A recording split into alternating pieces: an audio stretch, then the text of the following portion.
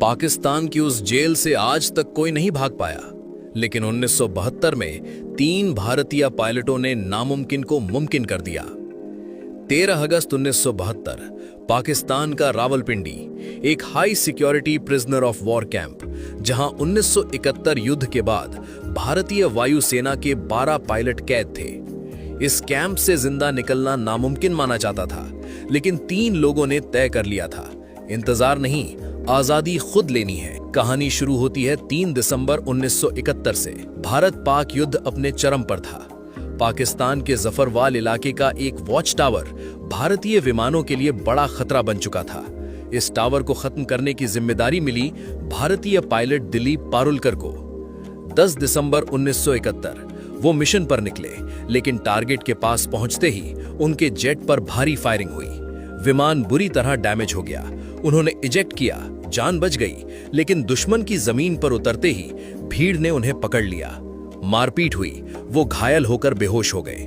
पाकिस्तानी सैनिकों ने उन्हें हिरासत में ले लिया। होश आया तो खुद को अंधेरी कोठरी में पाया। उनसे भारतीय एयरबेस की जानकारी मांगी गई। उन्होंने मना किया, टॉर्चर शुरू हुआ, लेकिन उन्होंने चाल चली। असली जानकारी देने की जगह गलत नक्शा बना दिया। सजा मिली, पूरी रात खड़े रहने की, लेकिन उनका हौसला नहीं टूटा।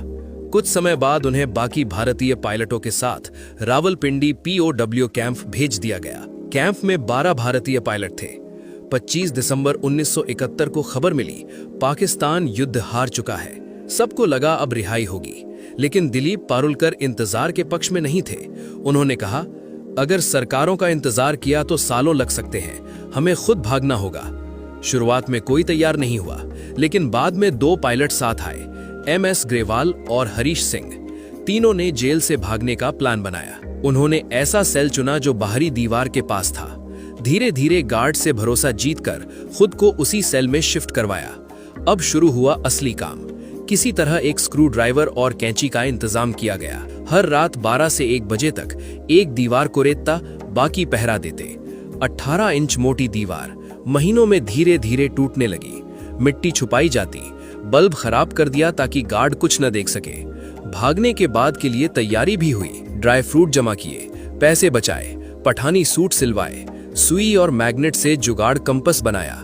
प्लान था सीधे भारत नहीं, पहले अफगानिस्तान। महीनों बाद दीवार में इतना बड़ा छेद बन गया कि इंसान निकल सके। अगस्त 1972, तेज बारिश, अंधेरी रात।